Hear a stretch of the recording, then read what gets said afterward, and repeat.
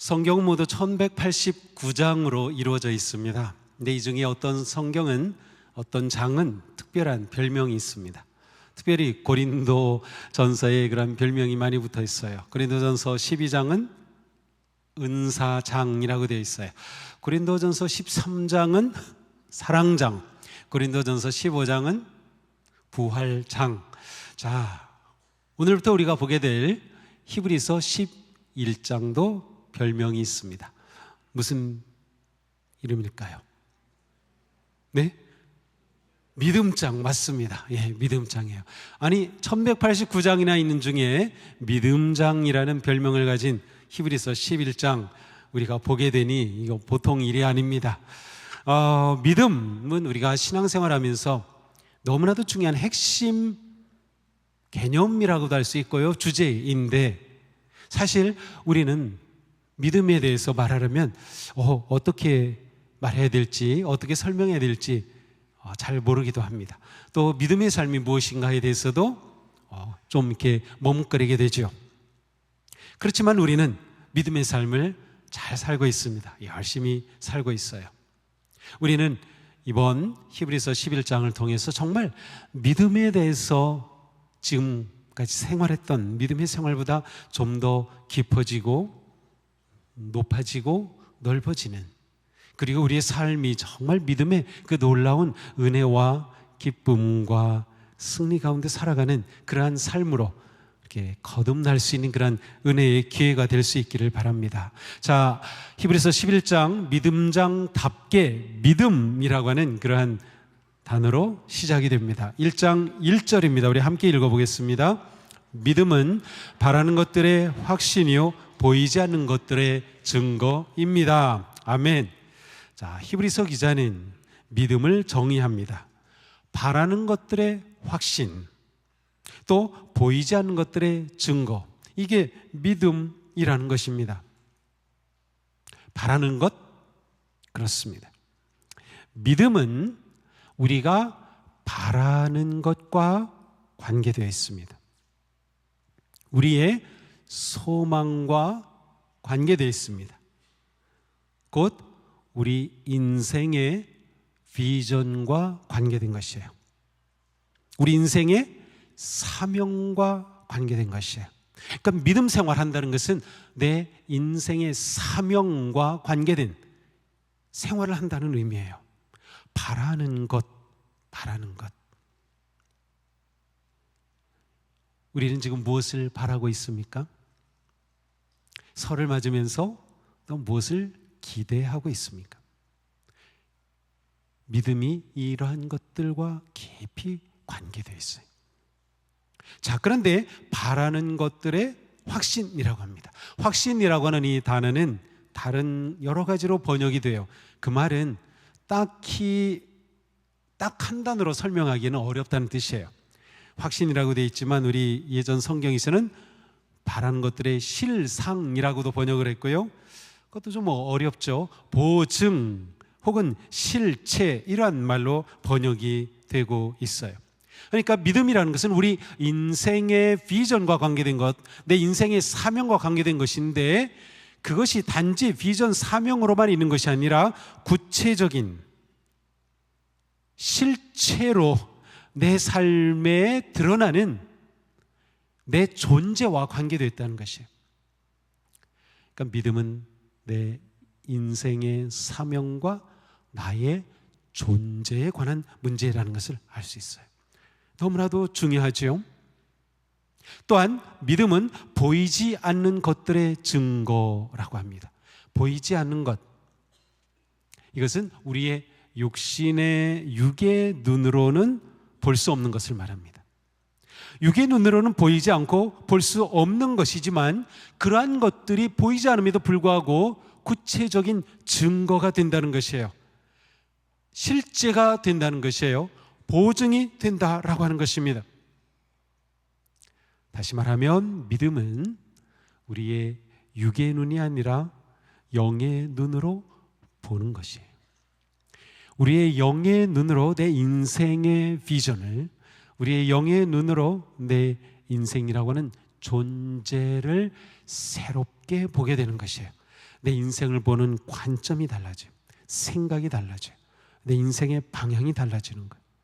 바로 믿음이 우리에게 이렇게 중요한 거예요.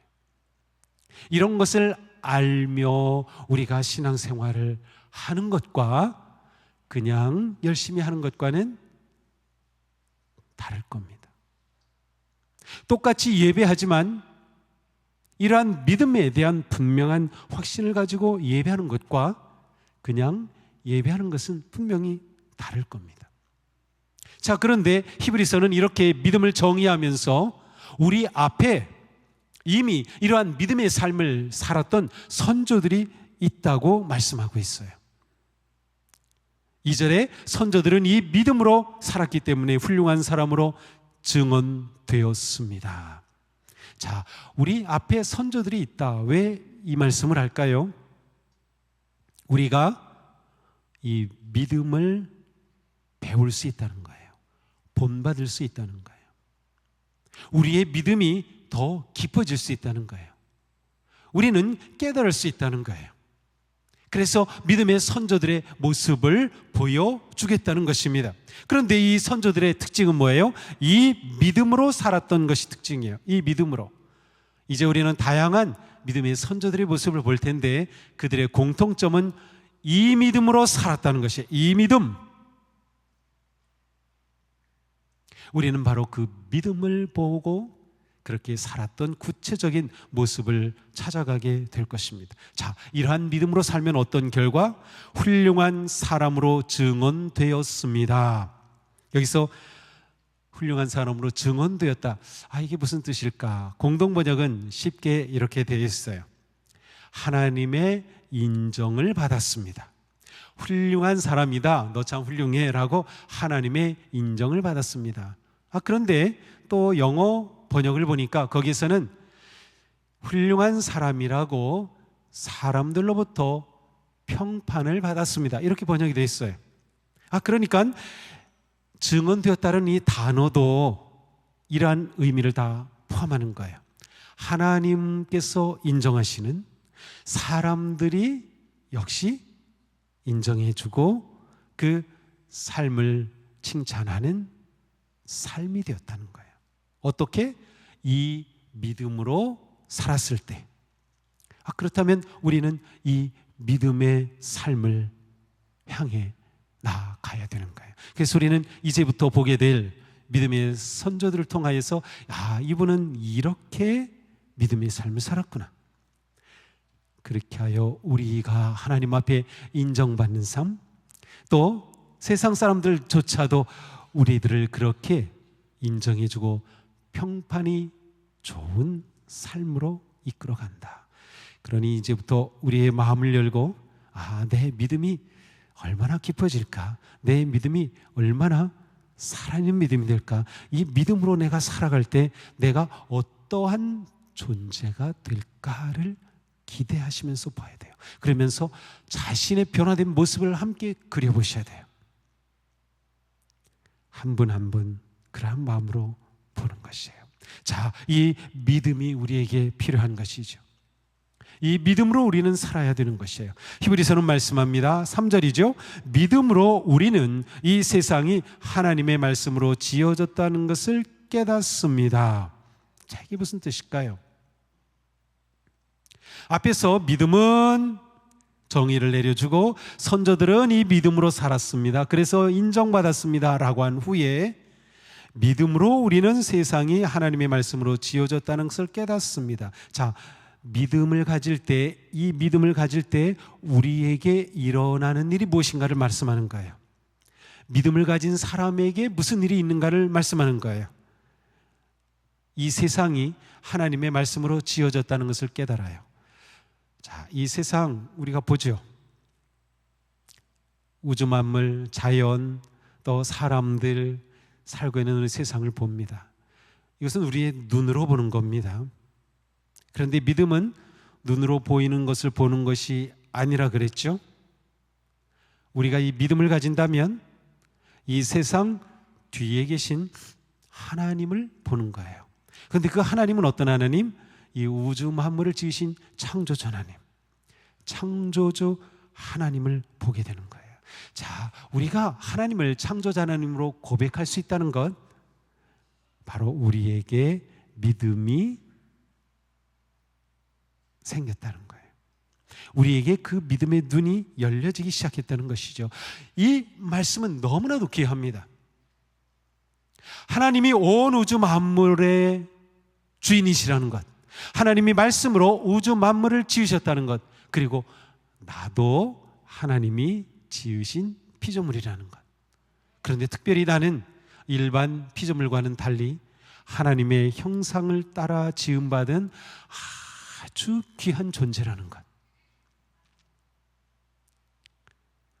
이 믿음을 가지면 나라고 하는 존재에 대한 가치가 달라져요.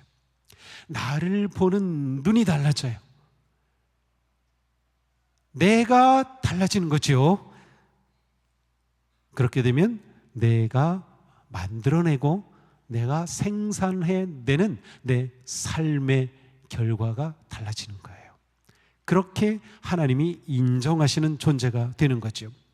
보이는 것은 나타나 있는 것에서 된 것이 아닙니다. 자, 이처럼 영안이 열려져서 보게 되는 것은 육의 눈으로 보이는 나타나는 것으로서는 볼 수 없는 것이라는 거예요.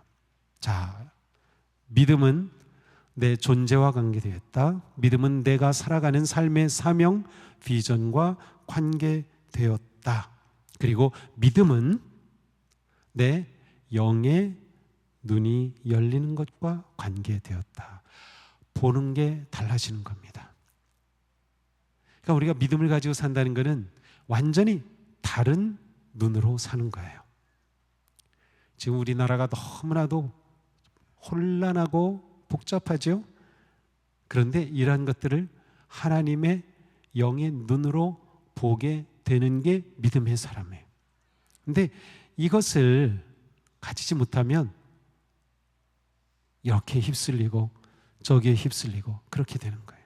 자, 우리는 온 세상이 하나님의 말씀으로 지어졌음을 깨닫게 될 때 나에 대한 생각이, 다른 사람에 대한 생각이, 인생에 대한 생각이, 모든 것에 대한 우리의 마음이 달라지게 되는 거예요. 왜? 내 눈이 열려 영적인 지식을 얻게 되고 진리를 보게 되기 때문이죠. 자, 다시 믿음은 내 존재, 내 사명, 내 비전, 내 인생에 보는 눈과 관계되어 있다. 그리고 이 눈이 열려지면 진리를 보게 된다. 진리로 살아가는 삶이 되는 것. 믿음이 이렇게 중요합니다. 이어서 히브리서는 이 놀라운 믿음의 시작과 활동, 그리고 이 믿음으로 살아간 선조들의 삶을 이제 구체적으로 증언합니다. 단지 그냥 구약에 훌륭했던 사람들을 소개하는 정도가 아닙니다. 아, 이런 사람이 있었구나, 아, 이런 분은 이랬구나 라는 것이 아니에요. 히브리서 11장은 우리에게 도전하는 것입니다. 이처럼 이 믿음으로 살았던 사람들이 있습니다. 그렇다면 당신은 이 믿음을 가지고 어떻게 살겠습니까? 당신은 이 믿음으로 어떤 존재가 되겠습니까? 당신은 이 믿음으로 어떠한 꿈을 꾸겠습니까? 우리에게 도전하는 것이에요. 우리가 진정한 믿음의 사람이 되기를 원하시는 하나님의 말씀이 바로 히브리서 11장에 담겨 있어요. 그러니 우리는 이 말씀을 보면서 우리의 마음을 열고 겸손하게 말씀 앞에 아멘 아멘 순종한다면 우리의 삶은, 우리의 생각은, 우리의 꿈은, 우리가 세상의 많은 문제와 역경 속에서 나아가는 힘은 분명히 달라질 것입니다. 자, 히브리서가 처음으로 보여주는 첫째 사람은 누구입니까? 아벨입니다. 성경을 좀 읽으신 분들은 아벨, 좀 약간 실망할지도 모르겠어요.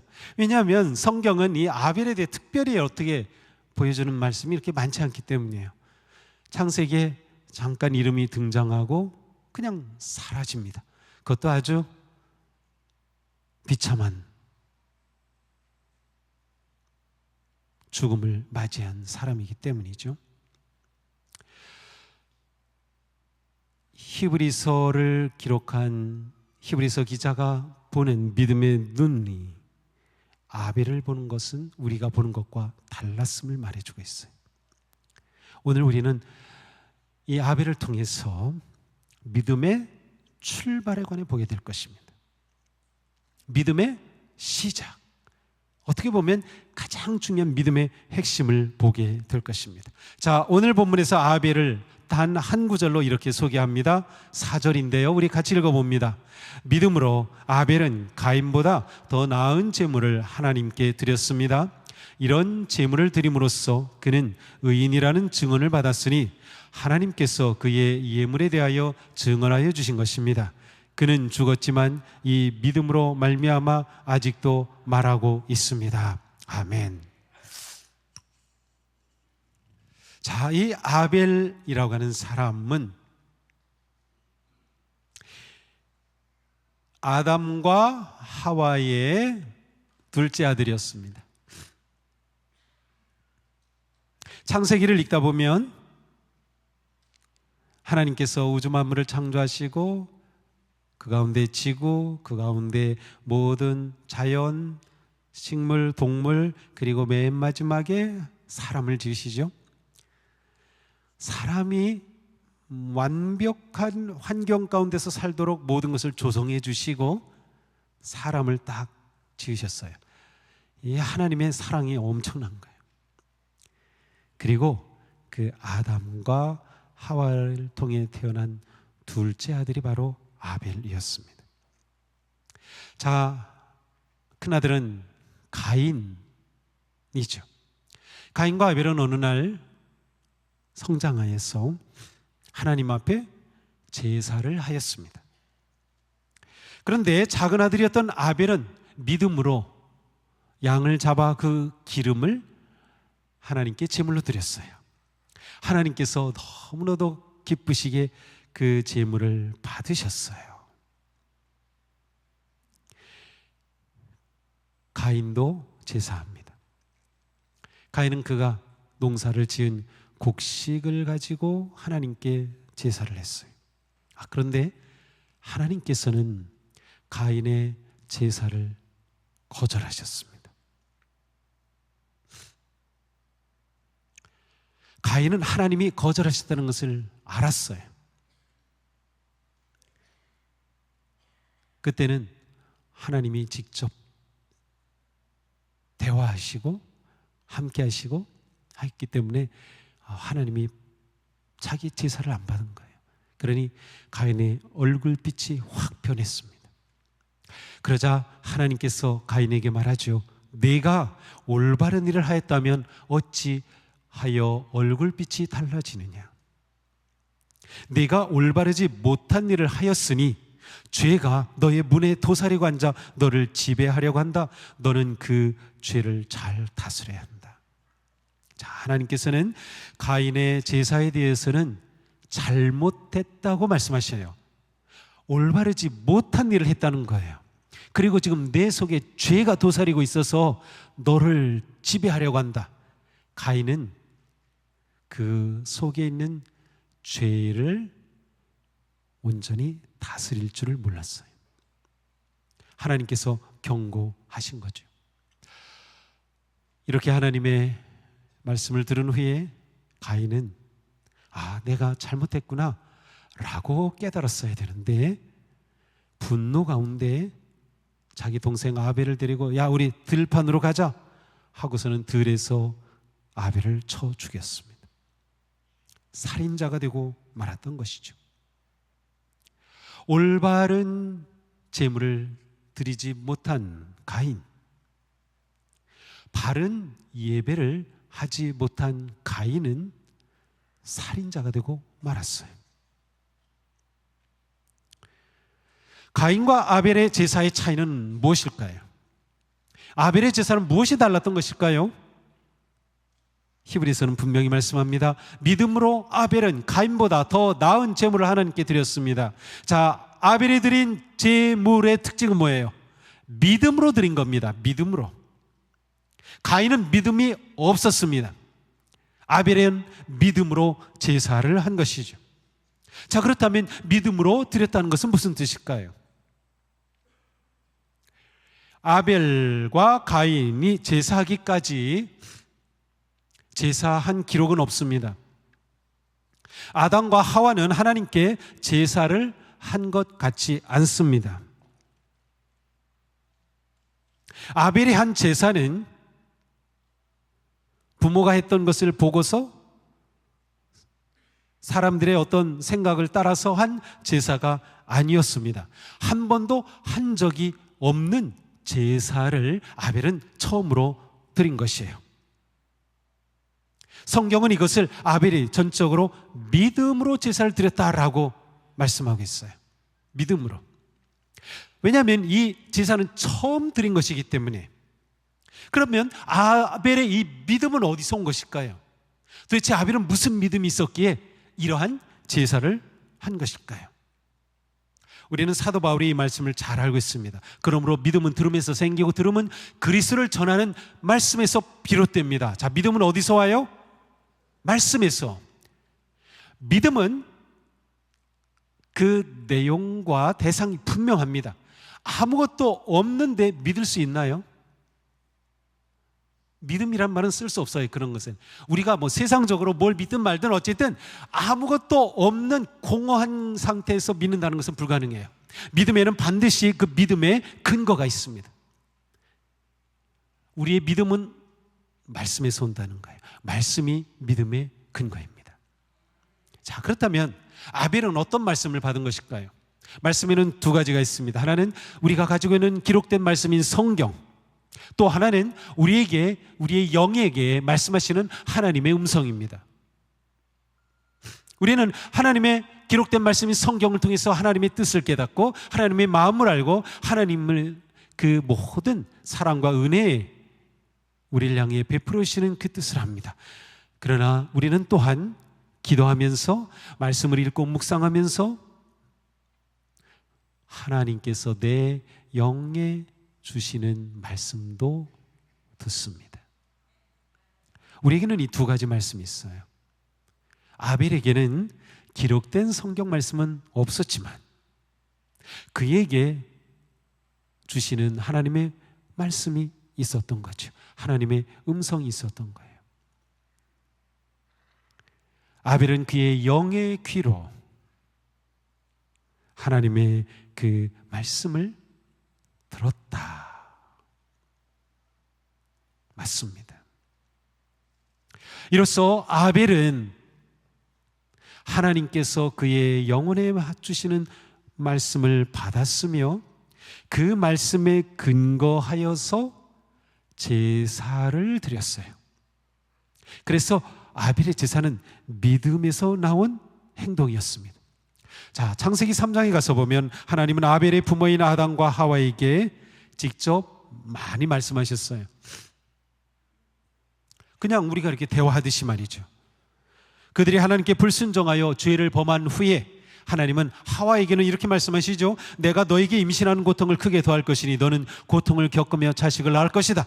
아담에게는 이렇게 말씀하시죠. 내가 아내 말을 듣고 내가 너에게 먹지 말라고 한 그 나무 열매 먹었지. 이제 땅이 너 때문에 저주를 받을 것이다. 너는 흙에서 왔으니 흙으로 돌아갈 것이다. 직접 말씀하셨어요. 이렇게 말씀하신 후에 그들은 하나님의 예기치 않은 돌봄을 받습니다. 비록 그들은 에덴에서 추방되었음에도 불구하고 하나님은 그들에게 가죽옷을 지어서 입히셨어요. 하나님이 아담과 하와에게 가죽옷을 지어 입히셨다는 것은 정말 특이하고 특별한 말씀이에요. 이 가죽옷을 지어 입히시기 전에 아담과 하와는 불순종하여 죄를 범하자 자기들이 벌거벗고 있음을 깨달았어요. 자기들이 죄인임을 깨달았죠. 그래서 그들은 자기들의 수치를 가리려고 노력했지만 하나님 앞에서 가려질 수가 없는 거죠. 그러한 그들을 하나님께서는 가죽옷으로 지어 입히심으로 그들을 보호하고 그들의 수치를 가리어 주신 것이에요. 자, 여기서 우리가 보아야 할 것이 있어요. 거룩하신 하나님 앞에 죄인이 서기 위해서는 죄를 가려주는 가죽옷이 필요하다라는 것이죠. 사람은 자기 행위로서 곧 나뭇잎으로서는 자기 죄를 가릴 수가 없기 때문입니다. 또한 두 번째, 이 가죽옷은 하나님께서 은혜로 베풀어 주시는 옷이라는 점입니다. 하나님께서 아담과 하와에게 너희가 가죽옷을 지어 입어라 하지 않으시고 하나님이 지어주신 거예요. 하나님이 은혜로 그들을 품어주신 거예요. 세 번째, 하나님께서 아담과 하와에게 가죽옷을 입히시기 위해서는 동물을 잡아 죽이셨습니다. 피를 흘렸다는 거예요. 이것이 중요합니다. 하나님께서 아담과 하와를 위해 가죽옷을 지어 입히신 이 사건은 성경에 처음으로 나오는 복음입니다. 그래서 원복음, 근원 원자를 써서 원복음이라고 표현을 합니다. 하나님이 하신 일은 죄를 가려주시는 복음의 사랑이었습니다. 가인과 아벨은 물론 모든 인류는 아담의 죄를 이어받았습니다. 로마서 5장이 말씀하죠. 그러므로 한 사람으로 말미암아 죄가 세상에 들어왔고 아담으로 말미암아 죄가 세상에 들어왔고 또 그 죄로 말미암아 죽음이 들어온 것과 같이 모든 사람이 죄를 지었기 때문에 죽음이 모든 사람에게 이르게 되었습니다. 죄의 결과는 죽음입니다. 죽음은 죄에서 왔어요. 그런데 죄의 결과인 죽음이라는 대가를 치르는 데는 두 가지 방법이에요. 죄를 지은 그 사람이 그 대가로서 자기가 죽어 죄값을 치르던가 아니면 흠이 없고 죽을 이유가 없는 누군가가 자기 대신 죽어 죄값을 치르는 것입니다. 이 지점에서 믿음이 중요합니다. 믿음은 무엇입니까? 죄로 인해 영원한 죽음의 대가를 치러야 하는 나를 그리스도께로 인도하는 것입니다. 믿음을 통해 우리는 죄가 없으시면서도 우리의 죄의 대가를 치르신 그리스도를 만나게 되는 것이죠. 죄인인 내가 죽는 대신 죄 없으신 예수 그리스도께서 나를 위하여 죄의 대가를 치르신 십자가의 죽음을 우리는 믿음으로 보게 되기 때문입니다. 아벨은 양의 첫 새끼와 그 기름으로 하나님께 제사하였습니다. 아담과 하와가 죄를 범했을 때 그들은 하나님이 두려워서 피하였습니다. 숨었습니다. 하나님으로부터 도망쳤습니다. 그러나 죄인인 아담과 하와의 아들이었던 아벨은 믿음으로 하나님을 찾은 것입니다. 그것이 그가 하나님께 제물을 드려 제사한 것이었어요. 아벨은 부모로부터 들었겠죠. 얘들아, 하나님께서 우리가 에덴에 있을 때 너무나도 우리는 만족했는데 우리가 범죄하여서 불순종해서 이렇게 쫓겨난 거야. 그때 하나님께서 우리에게 가죽옷을 지어 입히셨었지. 부모의 이 경험한 모든 사건에 대해서 아벨은 그것을 보고 자기에게 적용을 하였던 것이에요. 무엇을 배웠을까요? 죄인을 에덴에서 추방하신 정의로우신 하나님을 보았고요. 그 하나님은 거룩하시기 때문에 죄에 대해서는 반드시 대가를 치르게 하심을 보았습니다. 아벨은 자기가 죄인이라고 하는 것을 깨달았으며 자기도 결국 죄로 말미암아 죽을 것을 알게 되었습니다. 왜냐하면 부모의 그 모든 스토리를 통해서 보게 된 거예요. 그러나 가죽옷을 지어 입히신 하나님의 이야기를 통해서 그는 하나님께서는 대속의 제물을 받으시는 분임도 깨달았습니다. 여기서 아벨은 구원의 길을 보았던 것이죠. 하나님께서 가인에게는 그 죄에 대해서 언급하고 계셔요. 잘못되었다. 그는 이미 아담의 자손이었기 때문에 죄인이었던 것이에요. 아벨도 똑같이 죄인이었어요. 그런데 아벨은 하나님 앞에 나아가는 길을 찾았던 것이죠. 가죽옷을 입히신 하나님의 그 사랑에서 그 길을 보았던 것입니다. 이 깨달음과 믿음으로 아벨은 양의 첫 새끼의 기름을 제물로 삼아 희생의 제사를 하였습니다. 첫 새끼를 드린다는 것은 모든 것을 드린다는 의미입니다.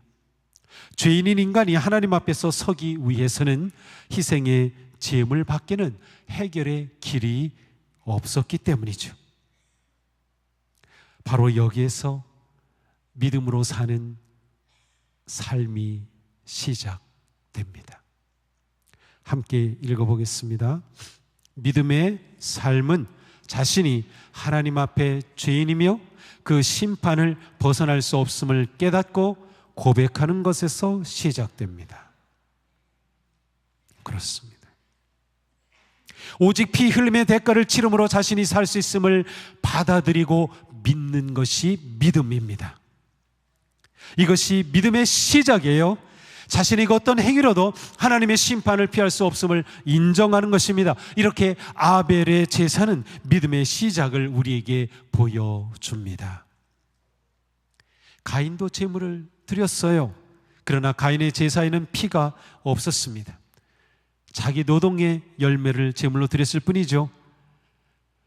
그는 하나님의 뜻이 아닌 자기 뜻에 따라 제물을 드렸습니다. 자기 행위와 의로움을 의지한 것입니다. 이렇게 가인은 자기중심적이며 불순종과 위선의 길로 나아갔습니다. 가인은 하나님의 방법으로 살기를 거부하는 모든 사람을 대표합니다. 그는 오직 자신의 기쁨, 자신의 생각, 자신의 즐거움만을 위하는 사람입니다. 자기의 죄를 인정하지 않고 자기의 의를 드러내려는 사람이죠. 그러기에 하나님은 가인에게 너의 죄를 다스려라. 그 죄를 내가 해결해야 된다 라고 말씀하셨던 거죠. 그러나 가인은 그 죄의 해결을 몰랐습니다. 아벨은 찾았던 거예요. 가인과 아벨 둘 다 인간적으로는 좋은 아들이었을 겁니다. 둘 다 열심히 일하는 사람들이었어요. 둘 다 하나님께 제사할 줄 아는 종교적 사람이었습니다. 그러나 하나님이 보실 때 가인의 중심은 육에 있었고 아벨의 중심은 하나님께 속해 있었습니다. 아벨은 자신의 인생을 하나님의 눈으로 보기 시작한 거죠. 하나님께서 나를 받으시는 길을 찾았던 것이죠. 이렇게 아벨은 믿음으로 하나님이 기뻐하시는 제사를 드렸던 것입니다. 이렇게 아벨의 예배는 믿음의 예배가 되었어요. 네. 히브리서가 왜 아벨의 제사를 믿음으로 드렸다고 했는지 그 의미가 참으로 놀랍습니다. 자, 우리 같이 한번 읽어보겠습니다. 믿음이 없이는 하나님을 기쁘시게 해드릴 수 없습니다. 하나님께 나아가는 사람은 하나님이 계시다는 것과 하나님은 자기를 찾는 사람들에게 상을 주시는 분이라는 것을 믿어야 합니다. 아멘. 하나님께 드리는 예배, 경배, 찬양 모든 것 하나님 앞에서 우리는 믿음으로 해야 합니다. 믿음으로 해야 한다. 하나님의 은혜를 의지하는 것입니다. 하나님의 뜻을, 하나님의 방법을 신뢰하는 것이죠. 진정한 순종과 믿음은 분리되지 않습니다. 참된 믿음은 행동으로 드러납니다.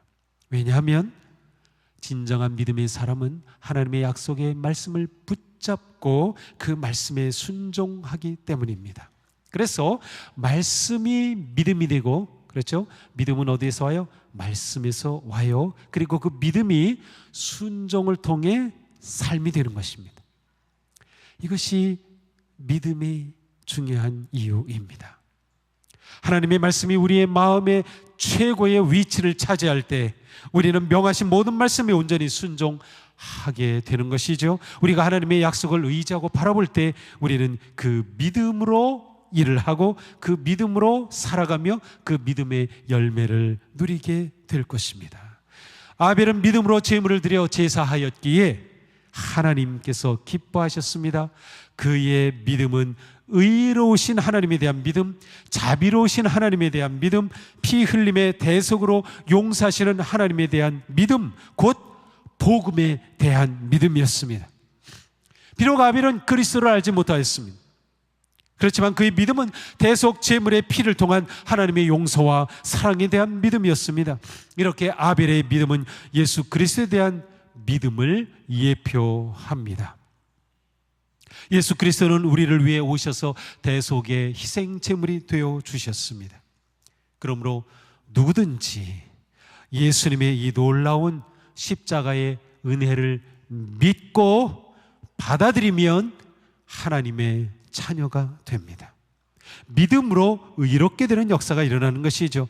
바로 이것이 아벨이 하나님을 예배한 믿음이며 우리가 따라야 할 믿음입니다.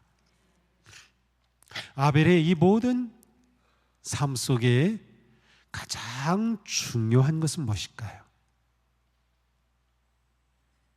그것은 그의 영의 눈이 열려 하나님이 누구이신가를 보았던 것입니다. 가죽옷을 지어 입히시는 하나님을 깨달았던 것이죠. 맞습니다. 하나님은 우리를 사랑하십니다. 이것이 전부입니다. 이것이 전부입니다. 하나님은 우리를 사랑하십니다. 하나님은 예수 그리스도의 대속의 은혜로 우리를 사랑하셔서 용서와 생명의 길을 열어 주셨습니다. 오직 하나님의 사랑과 은혜를 믿음으로 받아들일 때 우리는 의로운 하나님의 자녀가 되는 것이죠. 하나님은 아벨의 그 믿음을 인정해 주셨어요. 그래서 그는 의인이라는 증언을 받았다라고 4절에 기록하고 있죠. 사랑하는 성도 여러분, 예수 그리스도를 진심으로 믿고 영접하시기 바랍니다. 하나님은 예수 그리스도를 통하여 우리에게 구원과 생명을 주셨습니다. 언제나 예수님의 십자가의 은혜를 의지하십시오.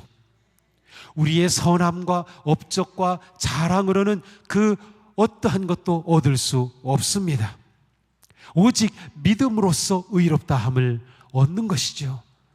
우리가 아벨을 보면서 오늘 이 믿음을 분명하게 하실 수 있기를 바랍니다. 아벨의 믿음은 그가 하나님께 드린 예배의 구체적인 행동을 통해 드러났습니다. 그의 삶이 의로움의 증거가 된 것이죠. 하나님이 기뻐하시는 믿음의 사람은 언제나 하나님의 뜻과 계시와 말씀에 따라 살아갑니다. 순종이 제사보다 앞서는 것입니다. 믿음은 개념이 아니라 삶입니다. 믿음은 말이 아니라 행동입니다. 믿음은 주어가 아니라 명사가 아니라 동사입니다. 참된 믿음은 반드시 그 열매가 있게 마련입니다. 아벨은 하나님 앞에 기뻐하시는 제사로 열매를 드렸습니다.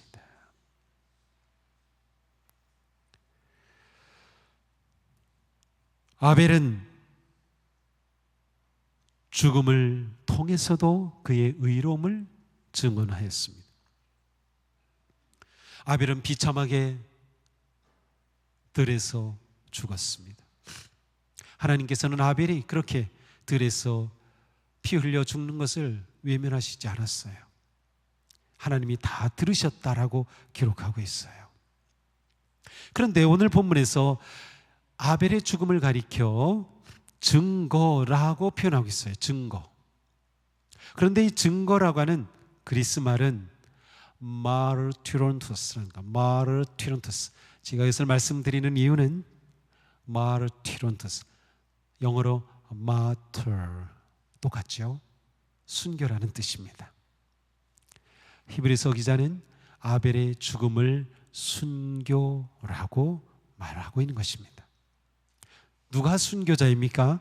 자신의 생명까지도 하나님을 위해 바친 것이 순교 아닙니까?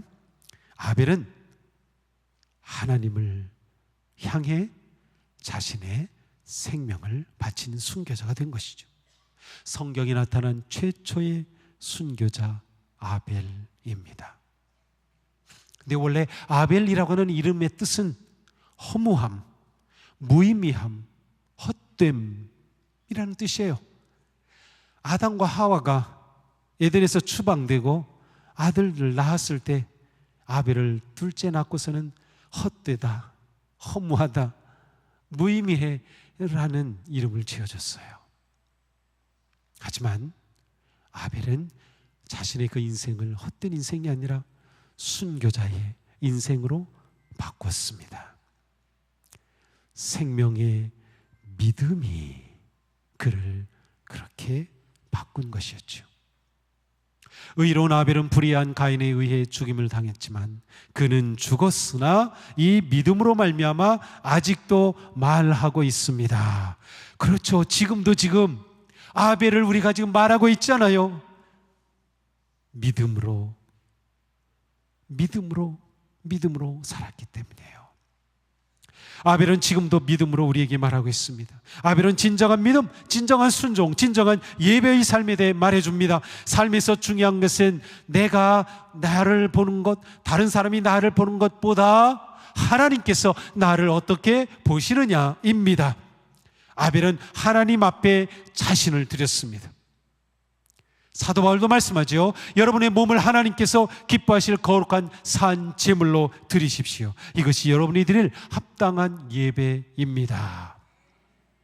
아벨은 이렇게 합당한 예배를 드린 믿음의 선조가 되었습니다. 하나님이 우리의 믿음과 마음과 생각과 행동을 살펴보실 때 아벨처럼 하나님께서 기뻐하시고 아벨처럼 인정하시는 그러한 믿음의 자녀들이 되기를 축복합니다. 언제나 우리 자신을 하나님께서 기뻐 받으실 거룩한 산 제물로 드리기에 힘쓰십시오.